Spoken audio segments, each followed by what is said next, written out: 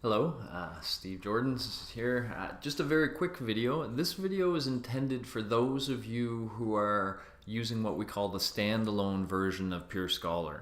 If you are using a version of peerScholar that is integrated with your learning management system, then you don't need to do the things that I'm about to describe. They will be done automatically. So if that's you, well, you don't need to watch the rest of this. However, for the rest of you, you do need to do the following things shortly after setting up your account. So we have the standalone, of course, which is on v3.peerscholar.com. So I'm assuming you would have first went there. And actually, let me log out from here. When you first come there, you will come here. And then you will do one of two things. If this is the first time you've ever come to peerScholar, then you want to create an account. That would be step one. But assuming you've already created an account, then you just want to log in to your account. I'm going to come back to the creating account in a second because I want you to see what your students will see as well. But for now, let me log into the teacher account. So let's assume we've created an account. We've logged into our account. And now what we see when we log in are a separate tile like this for each course that we're using peerScholar within. And so I'm going to just start from scratch and add a brand new course. And let me just call this new demonstration course for now. And of course, when you do create a course, you can add a bunch of additional details. Some of these are really nice because they help with the searching engines and such, and also when you want to go back and kind of remember, oh, what was that course that I used it in, by providing some additional information, including grade level and any nicknames, you can do that. One thing I do often recommend, by the way, is that you add an image to your course. So I'm going to go to Google. And so I call this a demo course, just to give you a sense. I'm going to pick image and I'm going to say demo. And okay, there's a nice little demo image. So I'm going to save that image into my, I'll just throw it into my downloads and I'll call it demo. Save. And now when I go back to peerScholar, if I want, I can choose this image. So I can upload the media, go back to my downloads, look for that demo that I had done. I can just scroll and find it here. There it is, demo JPEG. I have to give it a title before it'll save, but if I give it that title, then what that does is just give us this nice little graphic. Looks kind of nice. Okay, so there's our demo course, and we can hop into that demo course, and now the next thing that we have to do is invite students to our course. So we've created this course and we want to invite them. The way we do that is we follow this students link. Up here, plus invite, we add that invite. This is my grandfather clock serenading you. There we go, okay. And what I recommend, the easiest way to do this is to enable URL invitations up here. And so if you do that, if you flip that, then you have a URL here, and it'll be a pretty intuitive one anyway. peerscholar.com, join. This is a code that doesn't really make any sense, but then you have your course name, new demonstration course. You can edit that if you want. You can call that last part anything you want, saying my course, etc. And then when you're done, you can copy that URL and you can just share that with your students in an announcement or on Facebook, Twitter, email, whatever you want to do.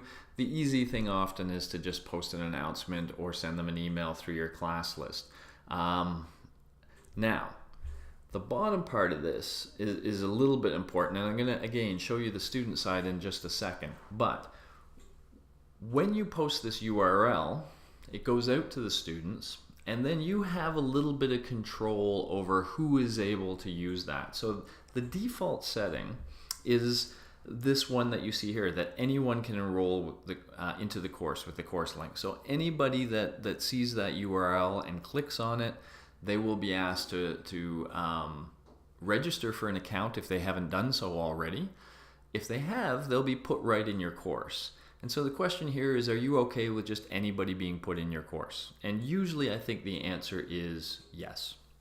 However, if you're worried about somebody being in your course that shouldn't be in your course and you want a little bit more control, you have some options here. One is that you can add a password. So for example, you could say, I'm going to post an announcement with the URL, but then I'm going to email all of you guys the password. So if you want a little bit more control, so if you pick that, then you have to set the password here, the password.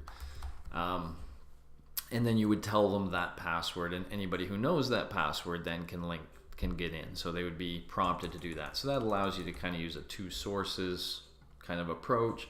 The other one, if you really want control, is you can literally either manually approve. So each time a student comes in, you can say, yep, I approve that student coming in. Or you can upload your student class list, and when a student tries to join your course, it's checked against that class list. Okay, now these ones obviously involve a little bit more effort on your end, just letting you know you have those options, but I'm going to set it back to anyone can enroll. Here, it's a smart idea to have this checked off, require student IDs. That means when they register, they will have to add a student ID. And that just allows you, given it's the standalone version, you might have to marry up marks with some other file, so that allows you to do that. And then finally here, this is your way of toggling who's actually paying for access for peerScholar. So if it's an institutional kind of license, then the instructor pays. And so then you would just be chatting with us in some way, shape, or form to make sure we add enough credits to your course. So that usually happens through some formal purchasing process that can happen at a departmental level, a course level, a university level, whatever, where we make sure that your course has plenty of credits. And then students just join your course and they're right in there. But the alternative is the student pay option. It's not letting me select right now.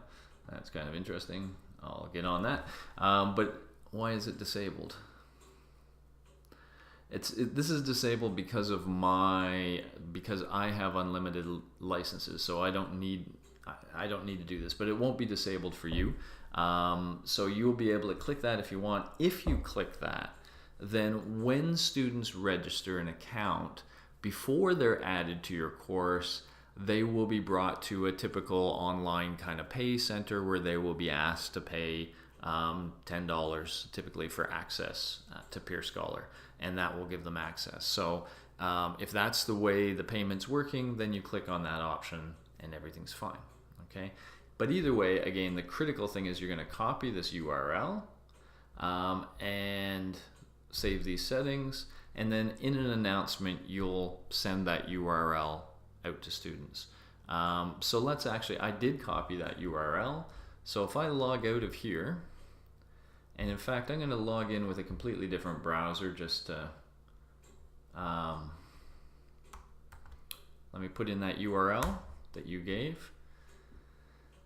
And now if it's a student side, this is the message they will get. You've been invited to join this. Sorry, let me just maximize this. You've been invited to join this course. Please choose with one of these options below. So if they already have a peerScholar account, they can just log in.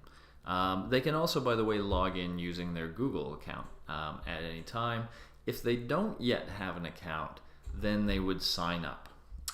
And here's where it will just ask them their email address, their ID. Notice this ID is required.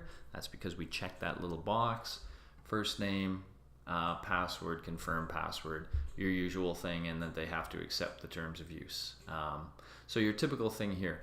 The only difference being, of course, if it was that pay system where students were paying for access, then once they did this and said submit request, then they would be prompted to enter payment information. Okay. It's essentially as easy as that, though. The students will populate your course, and as they do so, as students log in and sign up to this, then what you will see, I'll go back to the version I had here. Oh, that's not it. It's always tricky finding these little things snuck around somewhere. Here we are. When you're logged in as your teacher account, and in that course, if you look at the students as they log in, they will populate this page, and you will see them populate. So the only real hitch to this is that if you have an activity coming up, you want all your students to go through this process prior to the activity. So I would suggest actually having a due date, a few days prior to the activity, when you say everybody by this day must have gone through the process we just described. You must, click on that URL and get into the class. And that's just a good way to make sure everyone does that they're not fighting with that when they should be working on their activity. Separate those two things apart. We've made this as easy as possible. It should go smooth. It should just populate your course without problems. Of course, if you have any issues whatsoever, you can email info@peerscholar.com. You can also use this feedback link to provide feedback to us directly when you're within the system, if that's easier for you. All right, that's it for adding students to your course. Talk to you later. Bye-bye.